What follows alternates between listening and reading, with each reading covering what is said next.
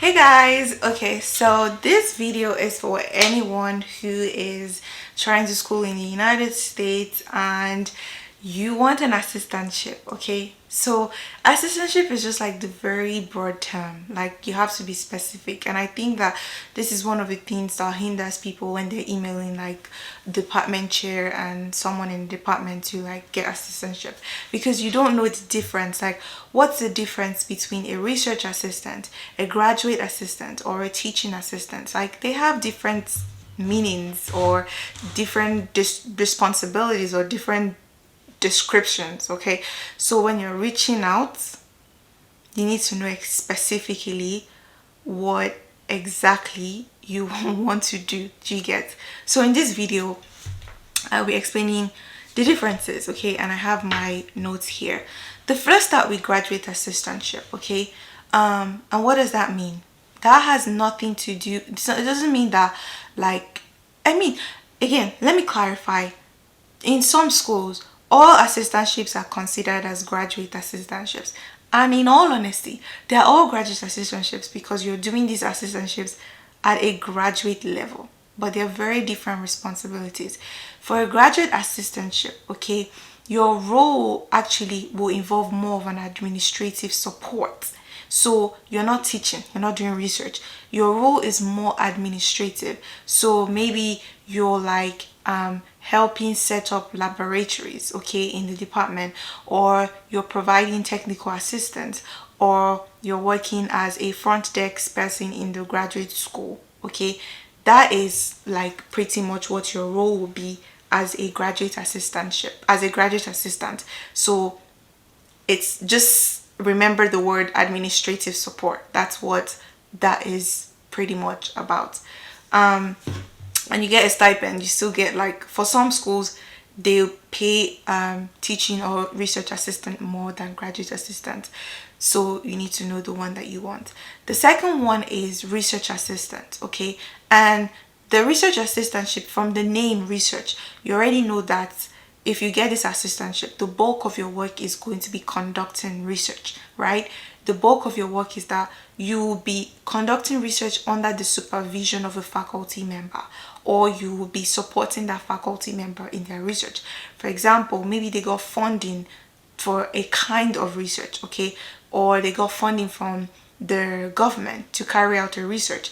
Your role will be that you will be supervised, or you'll be supporting that supervisor, and you'll still be supervised by that supervisor in that research that you're doing. Do you get? So basically, I said your role will involve academic or scientific research projects, okay.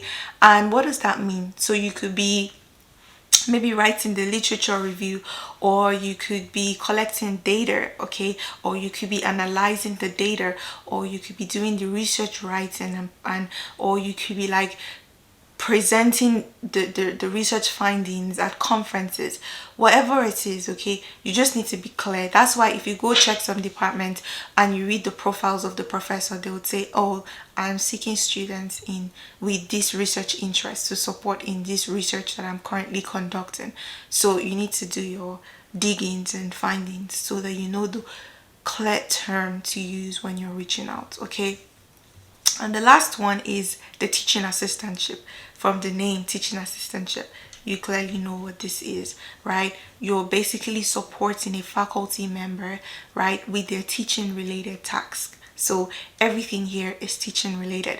If a faculty member is teaching like 3 classes, okay, and you're the teaching assistant for 1 or 2 of those classes, what you're doing is basically helping them with grading, okay. You're helping that professor grade students, or you're helping them lead discussions with students, or you're helping them with course materials, and sometimes you help them in the lab, or you help them tutor students during if they have questions, or during your office hours, okay. That basically will be your duties to a large extent. And unlike research, where you need to have research interests, teaching assistantship, you don't really need to have like teaching interest in that area that you're supporting the faculty member. With research assistantship, to a large extent, you need to have some sort of like research interest. but that's not really a must though, but to a large extent. But for the other one, which is the teaching assistantship one, you don't really necessarily need to have any teaching experience or any teaching interest in that area. And to be honest, I like this one. Yeah, I like it because me, someday, I have thought before, and someday I'm going to like teach college students and all that kind of thing. So it's something that I kind of like enjoy. So you need to like, you may not know which one at first you really want to do, but when you get the opportunity, if you try research and you be like, no, I don't want to do it, you can talk to the department and say, well, you want to try teaching assistantship, and hopefully they get to fix you in one of those. But yeah, that's pretty much the differences. So always make sure that you're clear and specific in the thing that you want to say. And so next video, I'm going to actually, and I've got lots of messages from people recently, not recently actually, like when I made that video, and I still get some even till today, where people will be like, oh, what was the email that you sent out to the professor? And I remember like I have actually sent that email to some persons, even people I don't know, who reach out to me from the videos that I posted here. So in the next video, I'm actually just going to read the email out. So instead of forwarding the email, I'm just actually going to read it, and you can take from the email whatever you want to take from it, and I'll break down the structure of how to write the email for an assistantship to a department chair or to a professor or whatever, just to introduce yourself and say this is everything basically. But I hope this video is helpful to you guys.